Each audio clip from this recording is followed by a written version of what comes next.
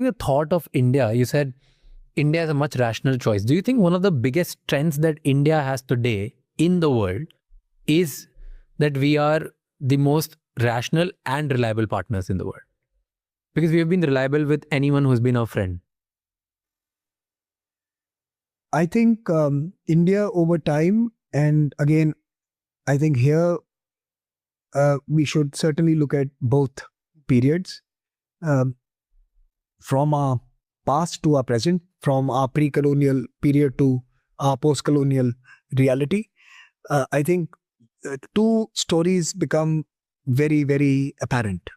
One, we have been a global trading and economic hub through time, over millennia. We are the progenitors. We are the founders of globalization as the world knows it. It was the monsoons that allowed movement across the land masses from Europe to India, from the courts of Rome to the bazaars of Cochin. You could have those connections courtesy the magic of monsoons. And this is how globalization began. So one story is apparent, that we have always been a center of global economic and trade and globalization itself. And we have always played an important role in spawning favorable and equitable and sustainable trading relations.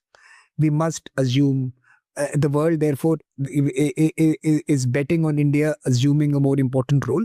And therefore, when we announce IMEC and other connectivity projects, which are challenged for different reasons today, the world is excited. They don't have the same apprehensions that they had around BRI. When the Chinese say we are building a BRI, there is like apprehension. When India says we are doing an IMEC, everyone wants to sign on to the IMEC, right? The Europeans, every European country wants to sign on to the IMEC. Please land in Italy, please come to Greece, please come to France. That was not the case when the Chinese announced the BRI, right? So there's a big difference. So that is one.